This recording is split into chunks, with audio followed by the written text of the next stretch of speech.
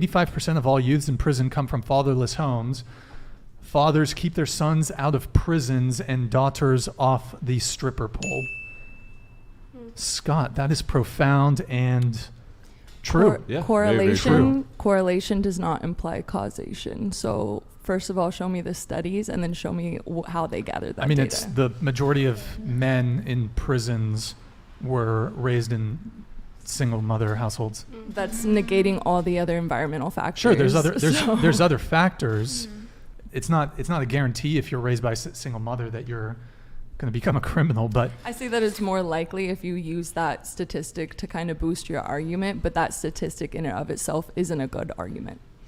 What do you mean? It's not a strong argument. It's one facet to a very complicated social well, actually, structure. one of the strongest predictors of criminality, aside from socioeconomics, is growing up in a one-parent, or it's not even necessarily one-parent household. It's growing up without a father. It's a major predictor. It can, there are indicators, and you can pull out these data points, of course. You can say if you wear a bra to bed, if 51% of women that wear a bra to bed get breast cancer, you can say wearing a bra to bed causes breast cancer. But you're not looking at, okay, what's the air quality like in that area? Why were those people placed in that area? What kind of policing is around that area that causes them to stay in that area more? What kind of policing causes breast cancer, though? I think that what? That's not what I'm saying. Yeah, not what I'm saying at all. But my point is going to be the dumbest thing.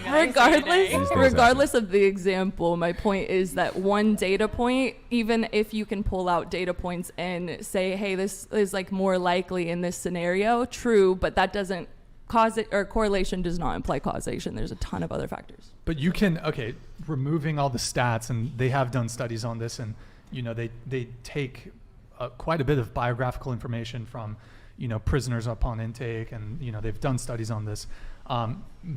Removing all that, though, I think it's just almost common knowledge that it's better to grow up with two parents versus one. I actually agree with you guys. And just because I might have a counterpoint and maybe a little devil's advocate doesn't mean I agree with the overall point that a two-parent household is better and creates more well-rounded people. However, it's just not it's not a strong argument, and it's an incorrect use of data. But it's a fact. You can't disagree with a fact. It's not a fact. It's just a data point. It's a fact. The data point in and of itself is a fact, but the conclusion that you're drawing from the data point isn't a fact. That's a hypothesis. That's like saying all the people in the all the NBA the percentage of NBA players that are black are 75%. That's a fact. You can't. It doesn't matter. So it's more But being black isn't the overall factor of why they're in the NBA, though. You see what I mean? Their height, their talent, their athletic ability. Why is irrelevant? I'm not saying it's irrelevant. I'm just saying I agree with the overall point. I'm just saying it's a poor argument to spend $100 to put on the show. I am lost. I have no idea what you're talking about. So do you think the following statement is wrong? That I think the statement is essentially, do you disagree that the majority of people who are in prisons grew up without fathers? Do you disagree with that? If that's what if you took a poll and that's what the numbers came up to, then I don't disagree with that. I would disagree with the statement that's saying they're in prison because they don't have fathers. That's my point. No, that's not the argument. That's not what we're saying. That's what he said on there. He said he was using that information as a to strengthen the argument that he was trying to make, where he's trying to say that, if you're not on a team sport and if you don't have a dad, you're a bad girlfriend. That's literally what he said. So doesn't make you a bad girlfriend. A double parent household makes it less likely for them to go to prison. I've met people who went to prison and whose fathers went to prison and whose fathers went to prison, and they're passing down a legacy torch of going to prison. So I don't know. It's a generalization. Is all we're trying to say. The exception does not make the rule.